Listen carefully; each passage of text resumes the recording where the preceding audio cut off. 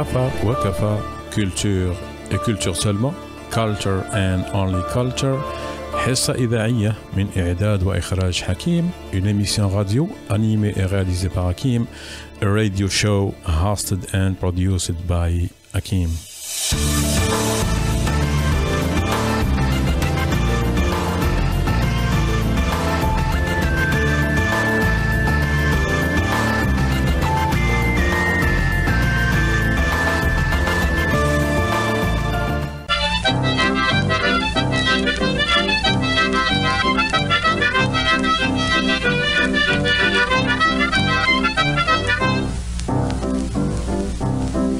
Voilà mal à manger, j'ai un bouton sur le bout du nez. Quand je viens pour regarder, je vous dis que ça me fait loucher. Je vous assure, c'est bien souffrant, ça me fait du mauvais sang. Je me suis fait une bonne onguent, la guérie n'a pas grand temps. Puis j'en ai sur le bout de la langue qui m'empêche de turluter. Puis ça me fait bégayer, bégayer, bégayer, bégayer.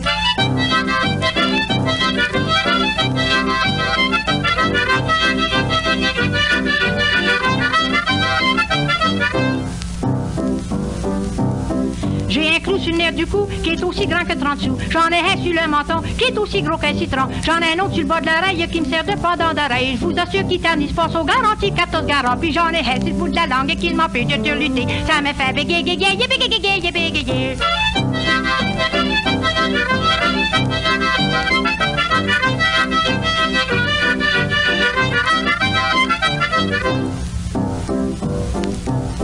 J'ai de la misère à marcher, j'ai une morsure en dessous du pied. Quand je mets mes boucliers, je vous assure, ça me fait boiter. J'ai fait ça l'été passé quand j'étais au Saguenay. C'est à m'en allant baigner, une écrevisse m'a pincé le pied. Puis j'ai un bouton sur le bout de la langue qui m'empêche de turluter. Puis ça me fait bégayer, bégayer, bégayer, bégayer.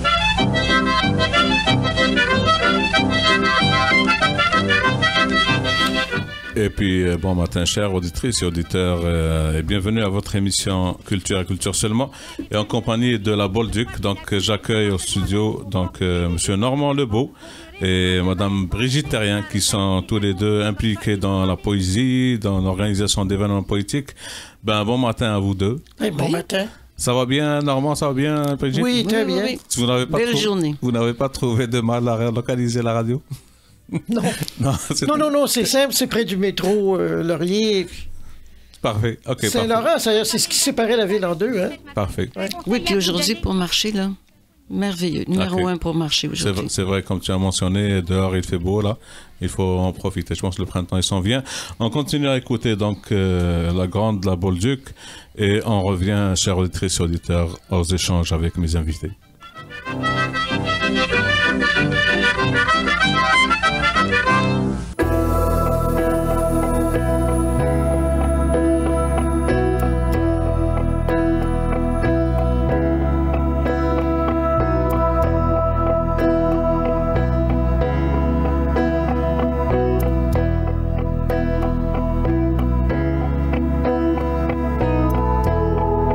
Marcher tout seul la nuit sur une route de campagne, un rayon de lune blanche comme seul fil d'Ariane. Sentir monter ce chant du monde qu'enfin la nuit dénoue, ce chien qui pleure au loin de ne pas être un loup.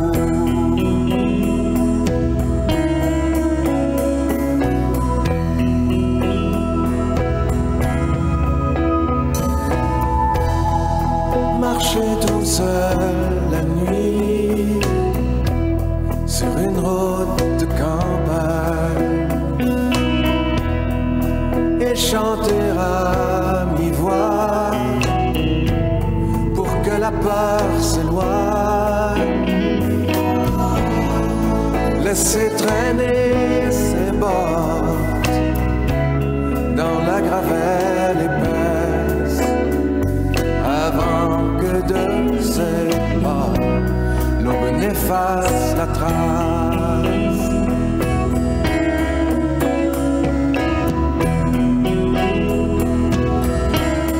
Et puis donc de retour, chers auditrices et auditeurs, donc à votre émission Culture et Culture seulement. Vous étiez à l'écoute donc de Beau Dommage avec cette très belle chanson, Marcher tout seul la nuit. Et puis je vais vous parler au fait du contenu normalement de cette émission, c'est que je vais échanger avec donc Normand et Brigitte concernant une soirée ou un après-midi de poésie qu'ils organisent ou qu'ils organisaient ensemble. Donc on va parler de ça. Et après, je vais parler séparément donc de la carrière, on va dire, de Brigitte Terrien, de poétesse et d'écrivaine, et Normand Lebeau aussi, et une troisième capsule. Ça va être le partage de leur poésie, donc avec vous, chers auditrices et auditeurs. Donc la première question, donc comment vous est venue justement, Normand ou Brigitte, l'intervention est libre.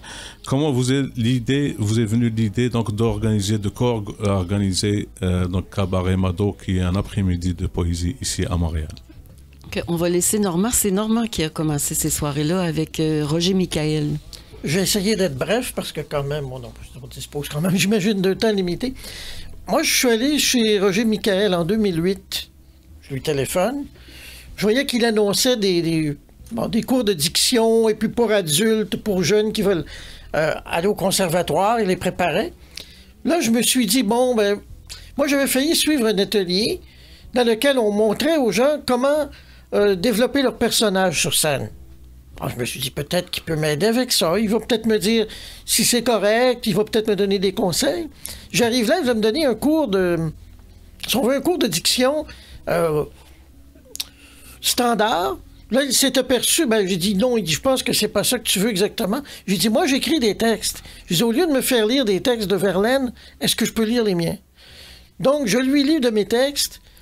À partir de là, il décide d'avoir lui-même sa soirée de poésie. Mais lui, il connaissait pas ça, ce qu'on fait, nous, dans le moment. Lui, c'était avec des comédiens tout le temps. Et on commence donc en novembre 2009, dans le sous-sol chez lui. Là, ça s'est poursuivi. On est déménagé à Montréal parce qu'il n'y avait pas moyen d'avoir de gens là-bas. Bon, c'est sûr. C'était dans une maison privée. Problème aussi pour l'alcool, puis tout ça. Hein? Les gens veulent prendre une bière, puis tu es dans une maison privée, tu n'as pas le droit. Ils sont pas capables de trouver l'adresse parce que c'est perdu.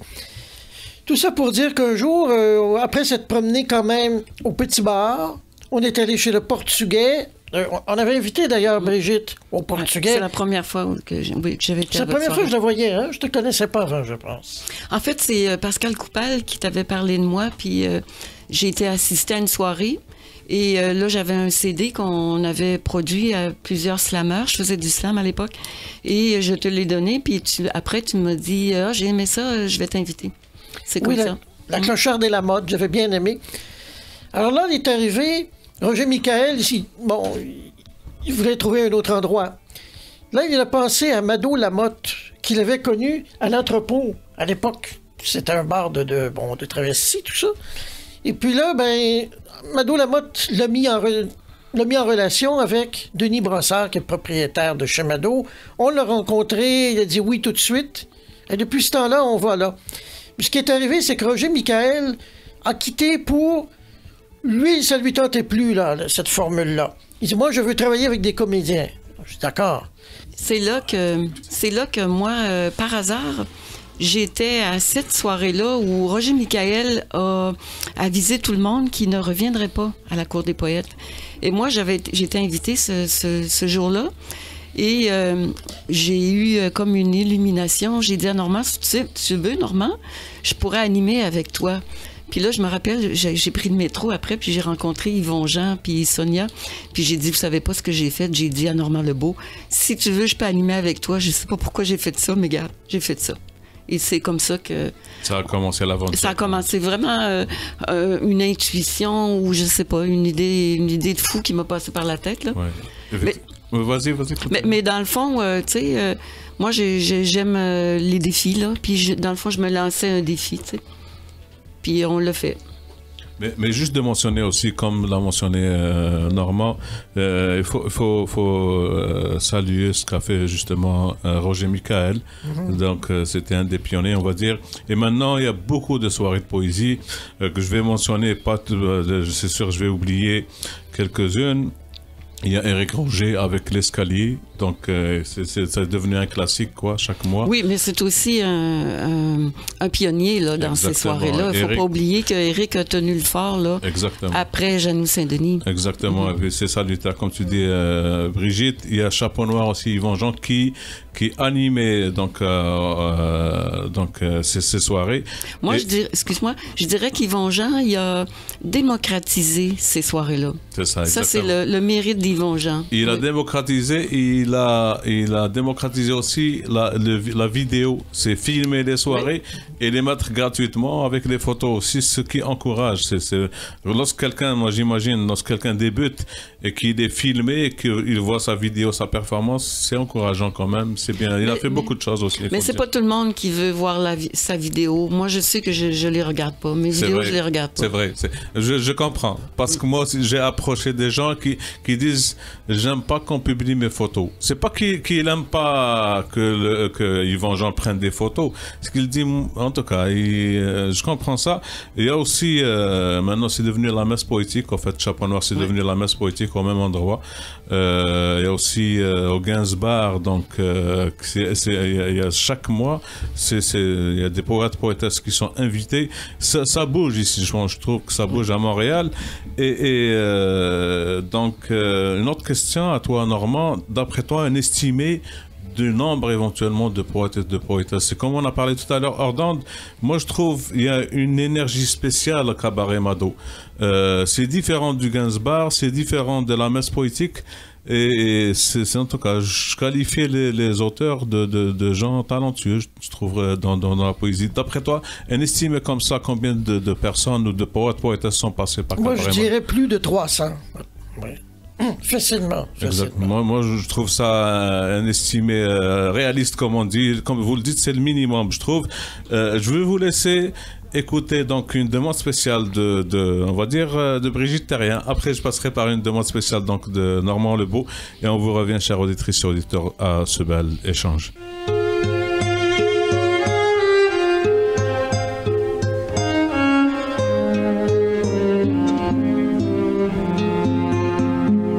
Sois né d'hier ou d'avant le déluge, j'ai souvent l'impression de tout recommencer, que j'ai pris ma revanche ou bien trouvé refuge dans mes chansons. Toujours j'ai voulu exister, que vous sachiez de moi ce que j'en veux bien dire, que vous soyez fidèle ou bien simple passant, et que nous en soyons juste au premier sourire. Sachez ce qui pour moi est le plus important, oui, le plus important.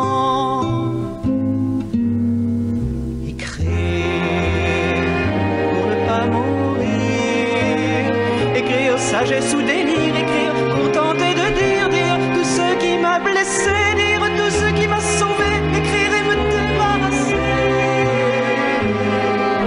Écrire pour ne pas sombrer, écrire au lieu de tournoyer, écrire et ne jamais pleurer, rien que des larmes de stylo qui viennent se changer en mots pour me tenir le cœur au chaud.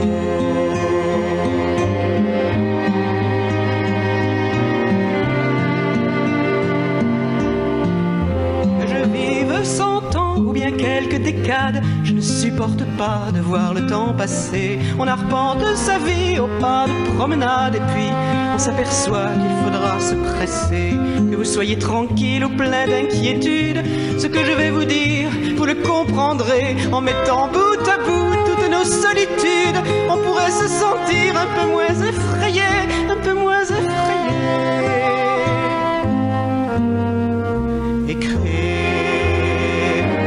Pas mourir, écrire tendresse ou plaisir, écrire pour tenter de dire tout ce que j'ai compris, dire l'amour et le mépris, écrire me sauver de l'oubli.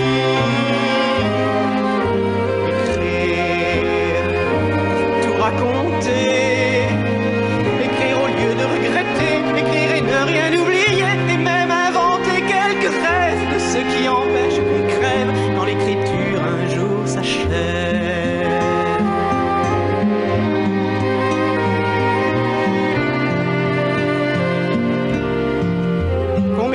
En passant du une oreille distraite ou qu'on ait l'impression de trop me ressembler. Je voudrais que ces mots qui me sont une fête, on ne se dépêche pas d'aller les oublier. Que vous soyez critique ou plein de bienveillance, je ne recherche pas toujours ce qui vous plaît. Quand je soigne mes mots, c'est à moi que je pense. Je veux me regarder sans honte et sans regret, sans honte et sans regret. Écrire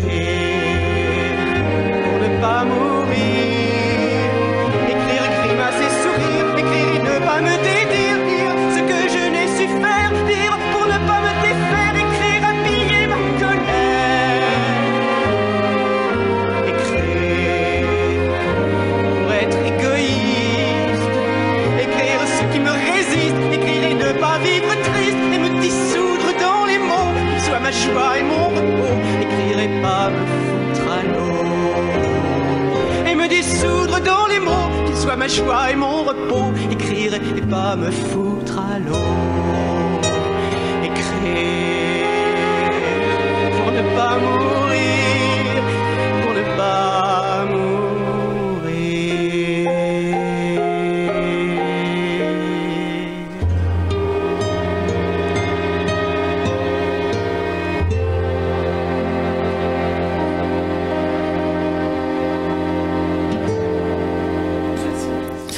Et puis donc de retour, chers auditrices et auditeurs, à votre émission Culture et Culture seulement.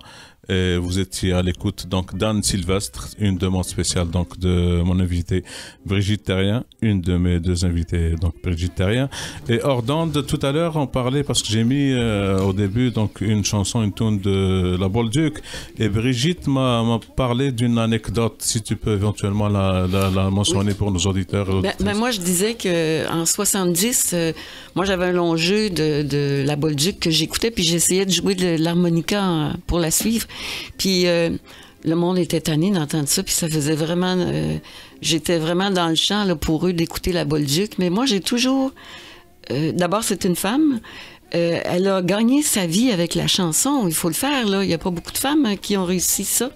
Puis le peuple était de son bord, là, mais ça c'était vu comme quelque chose de bas de gamme, de quétaine, Et pourtant, maintenant, on l'a réhabilité. Maintenant, c'est correct. Pour dire qu'il y a des modes, il y a des idées préconçues, puis qu'il faut faire son choix soi-même. Là. C'est vrai, c'est vrai. Et comme tu le mentionnes, on le dit, c'est vrai, c'est une pionnière, la Bolduc. Et comme tout pionnier dans toute culture, et même moi je compare ça aussi à quelqu'un, un randonneur, quelqu'un qui marche et qui découvre des sentiers. Je vous dis, physiquement, j'ai fait de la randonnée, et une fois, avec un de nos guides, il a embarqué dans un sentier qu'on ne connaît pas. Et il nous a dit, si vous voulez venir, et c'est sûr, là, ça se peut que ça réussisse, ça se peut que ça échoue. Mais après, moi, ce que j'ai réalisé, je fais une petite comparaison à ça, c'est que si ça fonctionne, il a découvert un autre chemin qu'il va faire, il va donc remontrer aux autres randonneurs. Et c'est vrai, et on prend une chance. Ça se peut que ça marche, c'est ça les pionniers généralement. Et lorsque ça marche, là, donc ils vont entrer dans l'histoire. Mais j'ajouterais là-dessus que finalement, il y a peu de vrais créateurs dans toutes les formes d'art, là.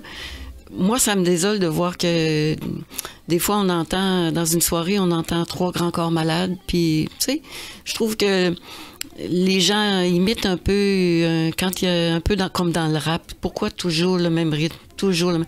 Moi, il me semble que chacun devrait avoir sa sonorité, sa musicalité. Moi, c'est ça que j'aime, c'est découvrir quelqu'un qui est authentique, là, puis qui a sa propre musicalité. Un peu comme on a chacun notre voix, on a chacun aussi notre façon de penser, surtout dans l'écriture, on a chacun notre façon de voir le monde et de le transmettre par l'écriture. Exactement. Et puis, moi, je vous dis, donc, chers auditrices et auditeurs, que j'ai découvert ou j'ai croisé, on est devenus amis, donc, avec Brigitte ou avec aussi Normand. Ben, Brigitte, spécifiquement, c'est dans les soirées de poésie, donc, à Chapeau Noir, à Cabaret Mado, et dans d'autres. Et la particularité de ceux et celles qui connaissent pas Brigitte Terrien, c'est que elle partage sa poésie de tête, comme on dit, là. Donc, elle apprend par cœur ses poèmes, et c'est vraiment, c'était c'est salutaire, comme on dit. Mais si tu peux nous parler, justement, Brigitte, première question à toi, de tes débuts en poésie. Donc, quand est-ce que tu as découvert la poésie? C'est automatiquement à 13 ans, là, il y avait au collège, quand je suis rentrée au collège, il y avait un concours de poésie, puis moi j'étais en éléments latins, là, puis ça allait jusqu'en rhétorique, puis c'était ouvert à toute l'école, puis j'avais embarqué dans le concours de poésie, puis j'étais arrivée 3e ou 4e. Alors ça m'a comme sécurisée là-dessus, et puis après, ben, c'était mon étiquette, là. Les filles attendaient, là, quand on avait une composition, ils me faisaient toujours lire ma composition en avant. Bon, puis là, j'ai écrit beaucoup à l'adolescence parce que j'ai eu ma première grosse peine d'amour à l'adolescence qui était pas mal plus platonique qu'autre chose, là, sentimentale. Bon, alors j'ai passé à travers ça en écrivant. Et à un moment donné, ça m'a suivi longtemps, là. Puis à un moment donné, j'ai comme, vers 19 ans, j'ai fait, bon, ça va faire, là. Je ressasse toujours les mêmes affaires. Je dis toujours la même chose. J'écris plus. J'écrirai le jour où j'aurai vécu des choses et que j'aurai quelque chose à dire. Alors, j'ai pas écrit pendant 30 ans, à peu près. Puis ça m'a ressorti par les oreilles, à un moment donné. Il y a à peu près 10 ans, j'ai réembarqué dans le circuit de poésie par le slam. OK. Mais d'après toi, Brigitte, est-ce que tu considères maintenant donc la poésie comme étant éventuellement une passion pour toi? Est-ce que c'est une passion? C'est un besoin. Et c'est même pas un besoin d'écrire, et c'est peut-être pour ça que je l'ai fait par cœur, c'est un besoin de dire que j'ai. Et si j'écris, c'est pour dire. Écrire juste pour laisser ça dans un livre que les gens liront, ça m'anime pas. C'est de dire. Et c'est pour ça que je l'ai fait par cœur, parce que j'ai fait dans ma tête. Je l'ai dit dans ma tête. OK, parfait. Oui. Et de mentionner aussi que, donc, au début, moi, je t'ai vu au niveau de Chapeau Noir ou d'autres soirées. C'est ça, tu t'exprimais à travers de la poésie. Mais après, donc, maintenant, c'est plus, tu mets des costumes et éventuellement, tu aimes plus qu'il y a, comment dire, le stage soit comme, en tout cas, c'est comme on est dans une éventuellement pièce de théâtre. Ça a évolué de dire. On est rendu là, Normand et moi. Ouais. OK, parfait. Puis, au fait, si tu as quelque chose à partager avec nos auditrices et auditeurs, ça sera la bienvenue. Quand tu veux. Si tu veux maintenant. Si tu veux maintenant, quand tu es prête. Okay. Mais là, je prends beaucoup de place à côté de Normand, là. Ben, on a le temps. On a encore le temps. Oui. Je commencerai par justement un texte que j'ai écrit à l'adolescence quand j'étais en peine d'amour, qui est dans un petit cahier que j'ai récupéré grâce à un professeur qui, quand j'ai publié mon recueil il y a 2 ans, en avril il y a 2 ans, je l'ai appelé, j'ai été lui porter mon premier recueil. C'était le professeur qui m'a le plus encouragée en poésie à l'époque. Et quand je suis arrivée là-bas, elle avait un petit sac. Elle dit, j'ai un cadeau pour toi. Et dans le petit sac, il y avait mon livre, mon cahier d'écriture de l'époque qu'elle avait gardé. Alors, j'ai retrouvé ça et dedans, je vous partage un texte justement à propos de cette peine d'amour-là. C'est que celui avec qui j'étais en amour était lui en amour avec mon ami. Et pour lui, j'étais son ami. Alors, voici. Ce fut au temps où tu me lisais tes poèmes, tendres et amoureux, pour celle que tu aimes encore, en ces jours malheureux. Tu citais Brel, Prévert ou Gautier, tu te faisais pervers, ménestrel ou chevalier. Tu me racontais tes palais, tes îles et tes plages, et me situais le temps de tes naufrages. Ce fut au temps où je pleurais tes poèmes, âpres et douloureux, pour celle qui t'aime encore, en ces jours ténébreux. Alors, vous voyez pourquoi un jour, à force d'être négative de même, j'ai décidé que non, c'était assez, j'allais vivre et j'écrirai plus tard. Voici. À Normand. OK, parfait. Donc éventuellement, en fait, ce que je vais faire une petite intermission par une chanson, une demande spéciale de Normand. Et après, donc, on reviendra à l'échange avec mon deuxième invité, donc Normand Lebeau.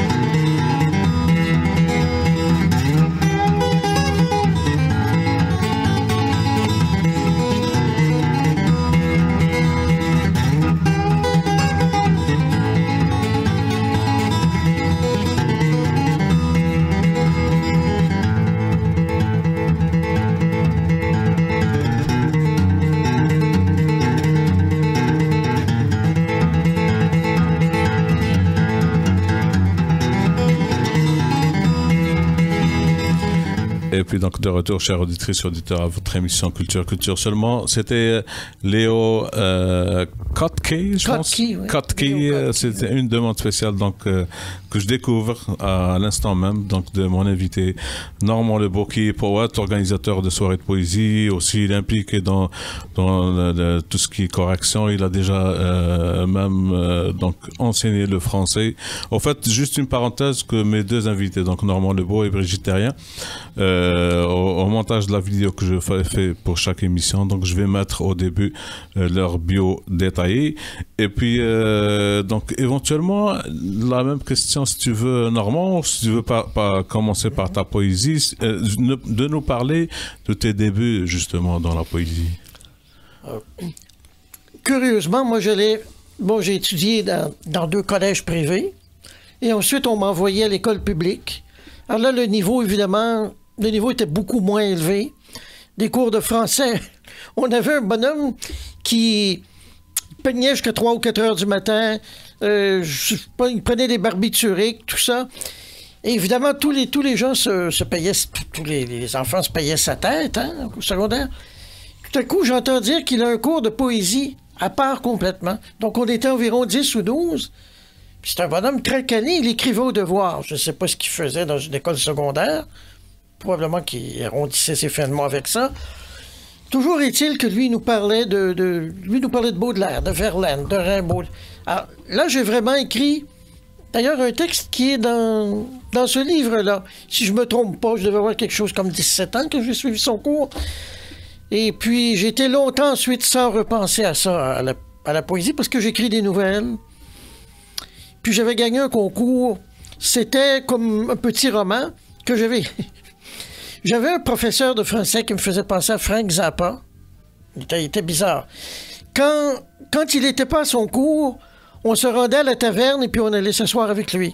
Alors ça, c'est vraiment particulier. Puis là, il s'est aperçu que les gens, dans le cours, avaient toutes les misères du monde à écrire. Alors il a dit, je vais vous mettre des sacres au tableau. Je vais vous demander de trouver des sacres, d'en inventer. Parce que les gens n'avaient pas... Beaucoup de... N'étaient pas intéressés éventuellement. OK. C'est une façon de les faire intéresser. Alors, moi, il me demande d'écrire un texte. J'écris un texte de 4 pages. Moi, j'écris une connerie. J'écris avec la couleur du sang. Je plie ça en 4. Je mets ça dans mes poches, connaissant le bonhomme. J'arrive, je lui déplie ça. Il part à rire. Puis il a tellement aimé mon texte que j'en ai fait 80 pages avec. Ah, OK. Ça encourage quand même à écrire. Oui, hein? Oui, c'est vrai. Ouais.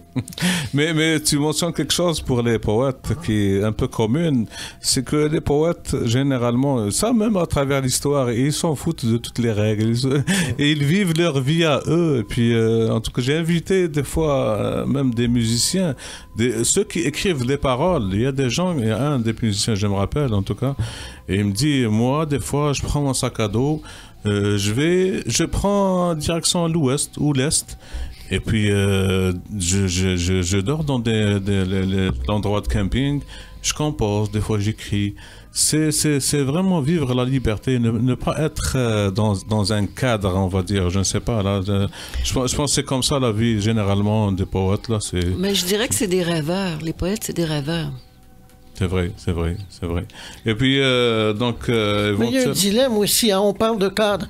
Moi, j'ai une formation de traducteur, donc j'ai pris cette formation-là. Déjà, je travaillais comme fonctionnaire, un milieu sclérosé, tout ça que j'ai quitté, mais j'étudiais le soir en traduction.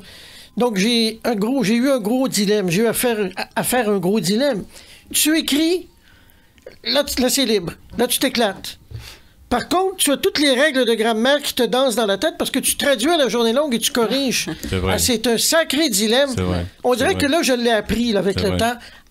À distancier ça. C'est vrai. Mais c'était pas évident au début. C'est vrai. Et ça, c'est pertinent ce que tu mentionnes. Aussi le fait que si quelqu'un choisit d'emprunter le chemin de l'écriture, il ne faut pas qu'il s'attende à avoir un gros salaire, beaucoup d'argent.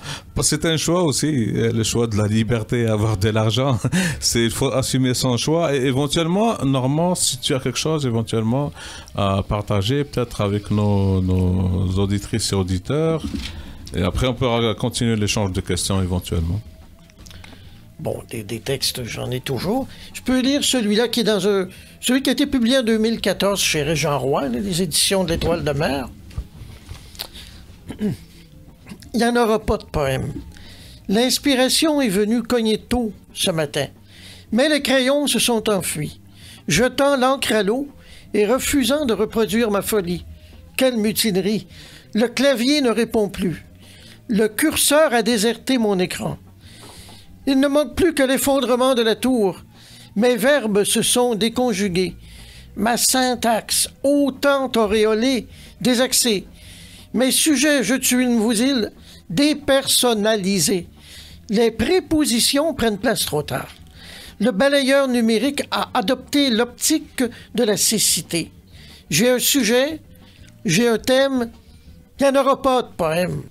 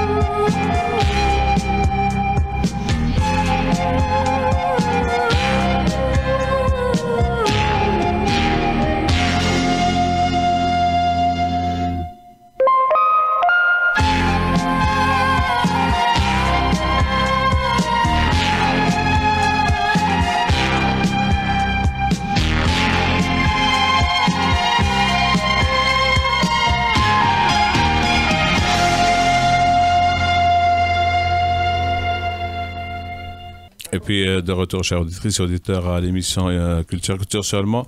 Et puis il y avait hors d'onde, en écoutant une autre demande spéciale de Normand Lebeau, mon invité, donc le poète, et puis organisateur de soirées et autres. C'était François Dampierre, je pense. C'est François Dampierre, donc une autre demande spéciale.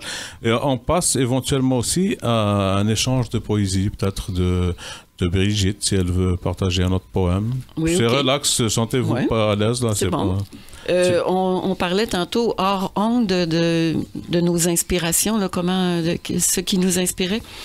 Le texte que je vais lire, c'est un texte qui m'est venu comme ça sur le cancer, dans le fond. Et ça m'est venu, et puis quelques semaines après, j'ai appris que mon frère avait un cancer. Et puis il y a quelques jours, j'ai eu le goût de revisiter ce texte-là. Et aujourd'hui, j'ai appris qu'un ami a le cancer. Puis, c'est vraiment un fléau, là, présentement. Là. Il y a plein de gens qui ont des cancers jeunes, là. Et puis, on le dit pas. On dit, oh non, ça a toujours été... Pas sûr, moi, qu'il n'y en a pas plus qu'il y en avait. Il y a, comme on dit, il y a des maladies du 20e et 21e siècle, et éventuellement aussi l'Alzheimer, qui en tout cas, peut-être on parlera, on réservera une émission peut-être spéciale concernant cela, mais je te laisse sur ta lancée. Alors, ça s'appelle le labyrinthe. Je perçois le labyrinthe. J'entre dans son antre. La matrice activée. Le mariage de l'ovule et de l'infime particule consumée. Lové dans l'antichambre, je me laisse former. Je grossis, m'étire et me divise de chaque côté. Encagé des organes, tels des montagnes émergent en quantité. Un réseau de boyaux, petits et grands, fils et filaments les traversant. Un gigantesque remue-ménage s'engage et présage d'une parfaite locomotive, un corps armé pour une vie active. Poste de glande directive, contrôlant même mes odeurs, colorant mes humeurs, parfois en de purs petits bonheurs. Station de pompage, nettoyage sain, savants liquides et lubrifiants, visage aux sens exaltants.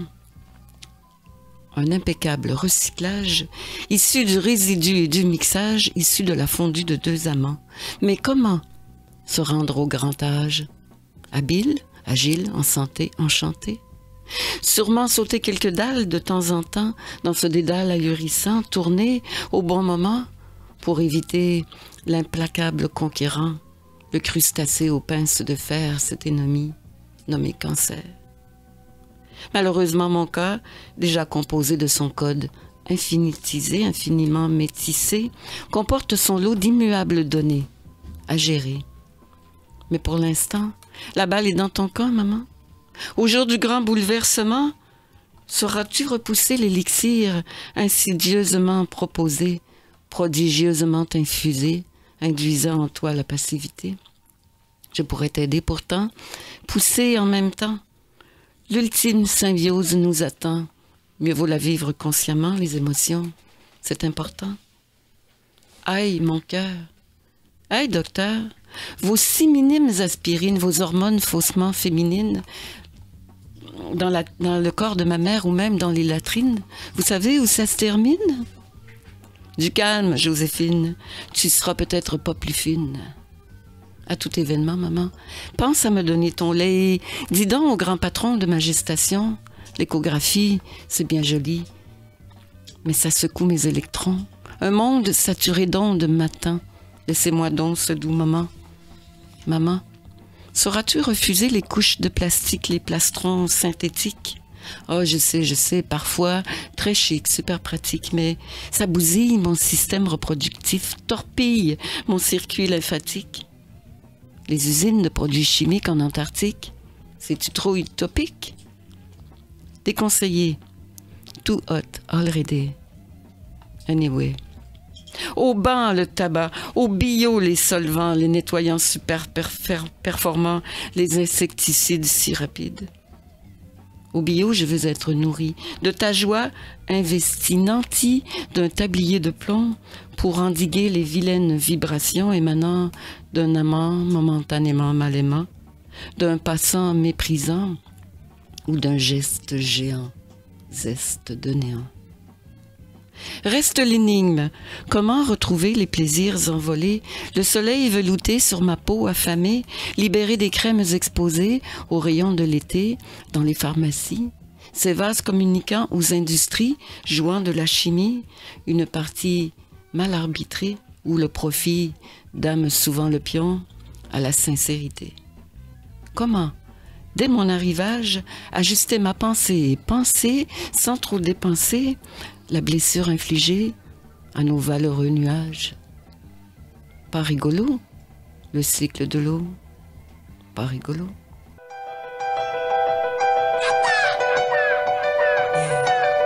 J'aurais aimé voyager à travers le temps.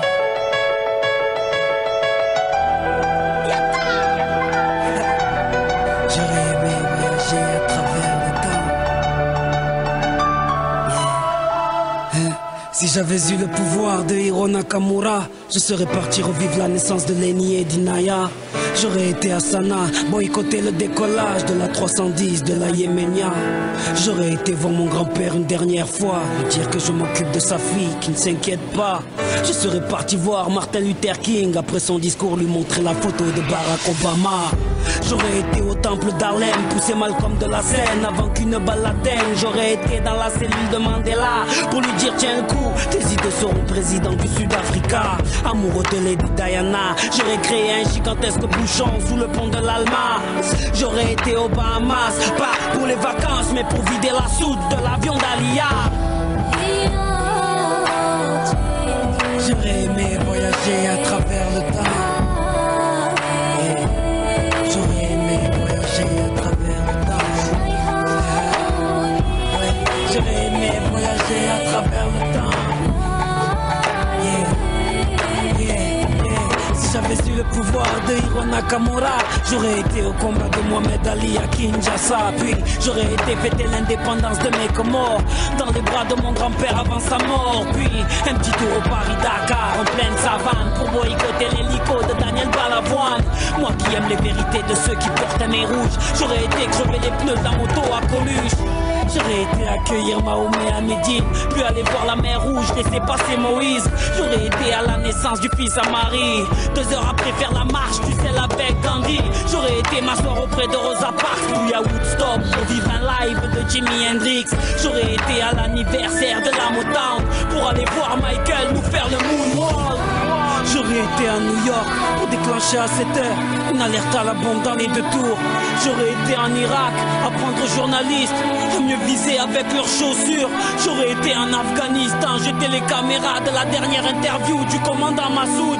J'aurais été en Angola pour aller dire à l'équipe d'Adebayor de ne pas prendre la route. J'aurais été à Clichy-sous-Bois, débrancher le transport d'EDF avant que Ziyad et Bouna arrivent. J'aurais été chez Kunta Kinte ou sur Corée pour leur donner des fusils avant que les colons arrivent. J'aurais été voir les tirailleurs africains pour leur dire qu'on traite leurs enfants de sales immigrés. J'aurais été en Autriche, j'aurais tout fait pour que les parents d'Adolf Hitler ne se rendent compte. Et puis, donc, de retour, chers auditrices et auditeurs, votre émission Culture seulement. Aujourd'hui, je rappelle que mes invités, c'est Brigitte Terrien, donc un poète, et puis impliqué aussi dans l'écriture, et puis Normand Lebeau, qui est aussi poète, écrivain, puis organisateur, co-organisateur les deux aussi de soirées de poésie. Et on parlait hors d'onde donc d'un sujet, le fait que, il faut le dire, ici à Montréal, il y a 2-3 années, c'était une grande effervescence au niveau des soirées de poésie. Il y avait plein de monde. Moi, je me rappelle, j'y allais. Il y avait de l'engouement, on va dire. Puis il y a Brigitte qui me mentionnait donc hors d'onde que éventuellement le public a éventuellement peut-être diminué. Qu'est-ce que tu penses de ça, Brigitte?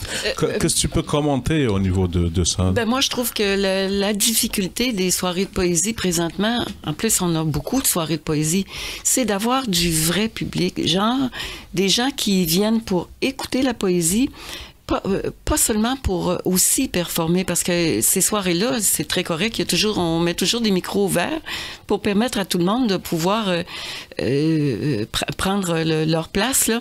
Mais souvent, dans les soirées de poésie, le public, c'est des gens qui veulent passer le micro ouvert. Et on peut compter sur les doigts les gens qui sont un public, vraiment du public. Il y a quelque chose à faire, comme disait Normand, déjà, on en parle souvent de ça.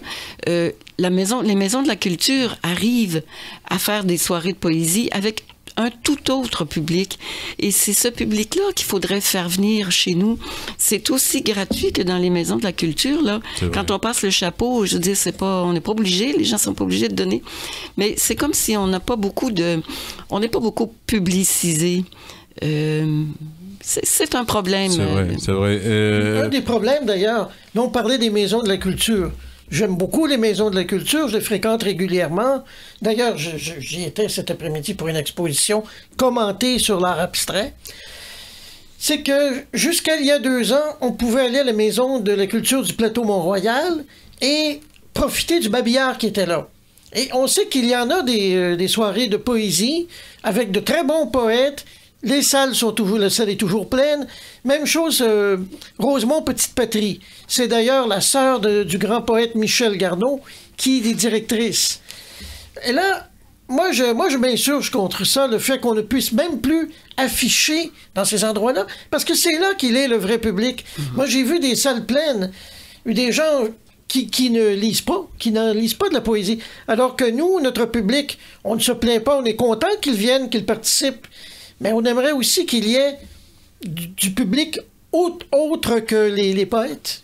Il y a ça, Normand. Il y a aussi, on parlait aussi du fait que il faudrait peut-être améliorer de ce côté, c'est qu'il y a des organisateurs de soirées ou des après-midi, ils décident lui-même, ça va être tel jour, telle date, telle heure, et c'est dommage, ils ne checkent pas que peut-être dans cette date, il y a un autre événement, et ça va minimalement splitter, où il y a des gens qui vont aller dans l'autre. En tout cas, il y a des choses à améliorer, mais il y avait un point que je voulais aussi mentionner, et en tout cas, c'est que je trouve que c'est la visibilité. C'est un problème de visibilité au niveau des soirées. Je parle par exemple de la messe poétique ou de l'escalier. Moi, je trouve, comment dirais-je, c'est un peu robotique. Je m'exprime. L'invitation, elle est robotique à Facebook. C'est que, on va dire, l'organisateur de l'événement invite, il clique sur les boutons, clique. Moi, je me dis, ok, il y a une invitation qui est venue de tel événement. Okay, moi, je m'ai intéressé, mais ça ne m'intéresse pas au final. Sauf que si je reçois une invitation personnalisée, bonjour tel, je t'invite à venir. Donc, et non seulement ça, et je t'invite aussi, je t'encourage à venir avec 2 ou 3 de tes amis. Si je viens avec 2 de mes amis, ça va être des gens qui vont écouter de la poésie. Je trouve le fait que ça devenait robotisé. Invite, le gars clique. Ben, tu organises une soirée, prends un peu de temps et invite des trucs. Parce qu'on se connaît. Si j'organise une soirée, qu'est-ce qui m'empêche de te contacter, toi, Normand, via un texto personnalisé ou Brigitte?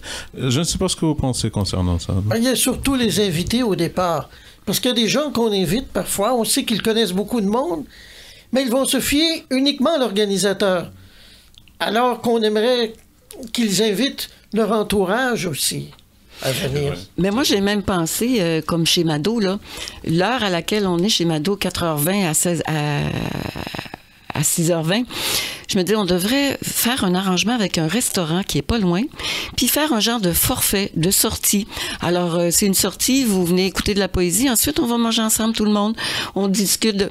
Ça peut être une soirée vraiment intéressante. Puis même des fois, c'est arrivé une fois même qu'on aurait pu faire ça, un souper, puis aller dans une soirée de poésie plus tard en soirée, là. C'est bien. On pourrait faire des idées comme ça qui des fois, ça encourage les gens, vraiment. Et je me rappelle une fois aussi, tu as organisé une soirée, je pense que c'était... Le Party des poètes. Party des poètes, et c'est familial, on va dire, et c'est convivial. Je pense des idées comme ça et de les mettre en pratique, ça aide, je pense que ça va aider vraiment. Si je peux me permettre, peut-être aussi, donc, Normand Lebeau, de partager un autre de tes poèmes, un deuxième éventuellement. Ça vient d'un recueil qui s'intitule « Proust, toujours mon lapin », publié en 2008 à compte d'auteur, épuisé, mais quand même pas trop l'auteur n'est pas suffisamment épuisé pour ne pas le ressortir. Donc, il va ressortir au mois de mars à l'Empire des Marais-Lavigne avec une deuxième partie. Cette fois-ci, ça va s'appeler « Chacun s'amuse ». C'était le titre du spectacle qu'on a présenté le 16 décembre à la Place des Arts. Trio BLT avec Marie-France Bancel. Donc, ce sont ces textes-là, moins d'autres que j'ai publiés dans d'autres maisons. Alors, j'ai fouillé dans ça. Okay, pas de problème. On est parfois difficile avec ce qu'on écrit. C'est vrai. Je sais pas, tu es pareil? C'est vrai. Et puis, des fois, lorsqu'on se lit par quelqu'un d'autre, on trouve notre poésie n'est pas si mal que ça quand même, là. Ou des fois, plus tard, on relit quelque chose qu'on avait, puis on dit, c'était correct. Alors, un texte court qui s'intitule « Courant d'air ». Le souffle court sur le tapis roulant de l'imaginaire et s'abîme dans un vaisseau de mots liquides. Ça, c'est court. Parlant de liquide, il y a alcool enlisé. C'est un texte que j'ai présenté aussi dans une petite ville qui s'appelle Digoin en France, dans le sud, en Bourgogne. il y avait un concours, je participais à ce concours-là, et on avait choisi 3 de mes textes. Là, il m'est venu l'idée, j'avais un peu d'argent. Je suis allé là-bas directement, puis une expérience assez particulière. Les gens là-bas, les Bourgogne des Bourguignons, ça se peut, oui. très recevants. Oui. Pas les Oui. bœufs. Hein? Pas les bœufs. Non, mais le vin est bon, hein, il n'est pas cher, il est bon. Oh. OK. Ah, donc, ça s'appelle alcool enlisé. Machine à coudre, toujours imbibée. Visage de palourde, morne, coupe rosée.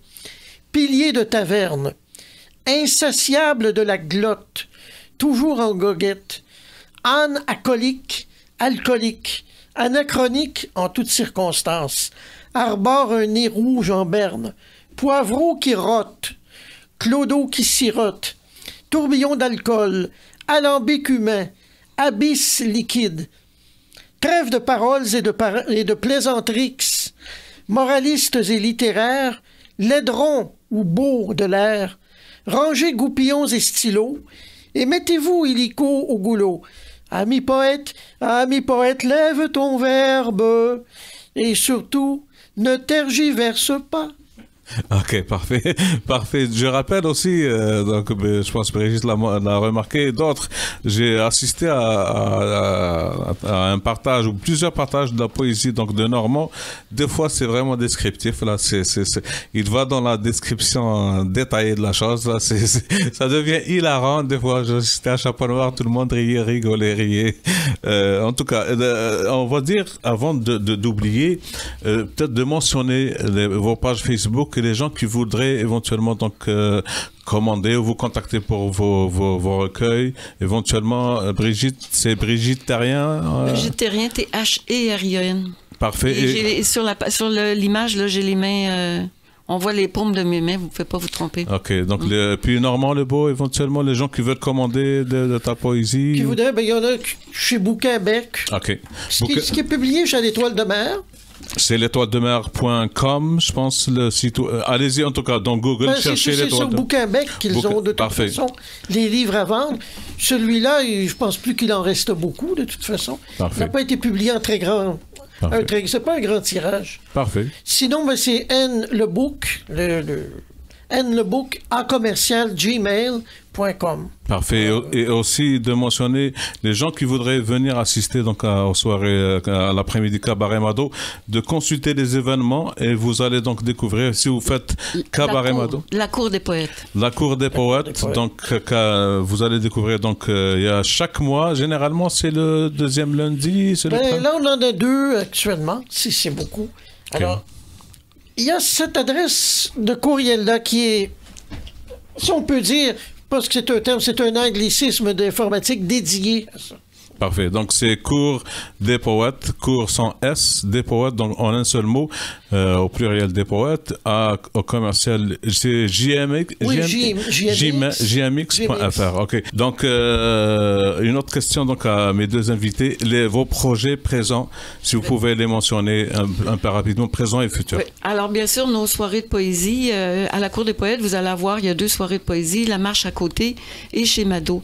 Mais là, normalement, on est rendu à avoir le goût de faire de la poésie théâtrale. Alors, on pense faire des soirées de théâtre. Ça va être un genre de pièce de théâtre, une idée que j'ai eue il y a à peu près 6 ans, j'ai essayé de monter avec des slameurs qui n'a pas fonctionné, mais qu'on va faire. Alors, il va y avoir La Clocharde et le Baron du Bitume qui est normand. Et on aura des invités qui seront des passants sur la rue, mais tout se passe sur la rue. Okay. Alors, de façon théâtrale. Et je pense que les gens peuvent suivre sur ta page Facebook, ils vont voir éventuellement l'événement qui va être annoncé. On fait des suites poétiques, comme on a fait le mois dernier là, à la Place des Arts, que je vais commencer à faire avec Roger Michael. Et la Cour des Poètes continue toujours, donc de checker aussi les événements sur Facebook, de venir éventuellement assister, encourager. Bien sûr, tout dépendra. Si jamais on se retrouvait avec 2 ou 3 personnes qui viennent, ben là, on se contentera de nos projets et c'est tout. Mais on espère que ça continue. C'est vrai, faut pas lâcher, il faut espérer, comme on dit. Et puis, donc, on arrive à la fin de ce numéro. Ben, j'espère, chers auditrices et auditeurs, que vous avez apprécié le contenu. Et puis, je remercie encore une fois donc Normand et puis Brigitte d'avoir accepté l'invitation de l'émission. Merci à toi. Ah, merci beaucoup. Merci, puis on vous dit à la prochaine. Merci, salut. À bientôt.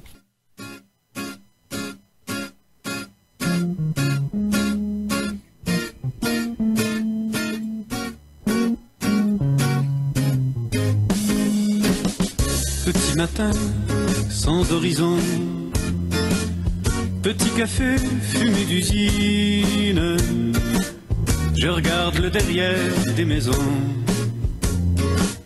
Les femmes sont à leur cuisine, il y a des oiseaux qui se font la cour sur les fils du bel téléphone, et dans l'œil crevé de ma cour, un 747 qui résonne.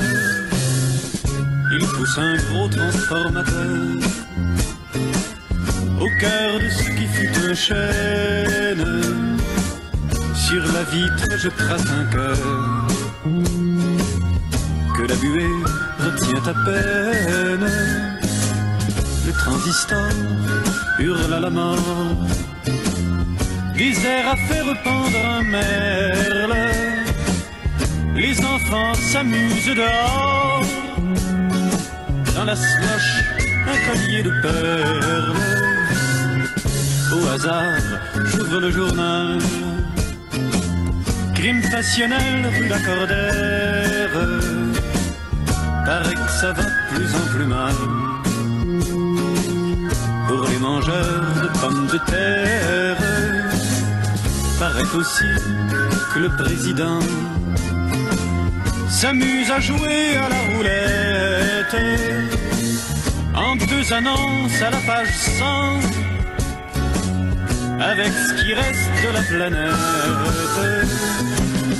Moi je m'en viens à mon piano, je trouve cet air de ma grand-mère, et pour les mots je mets le phono de mon petit matin solitaire. Dommage que ce soit si grand, j'aurais voulu dire autre chose. Faudrait recommencer la vie avant de rechanter les roses, avant de rechanter les roses.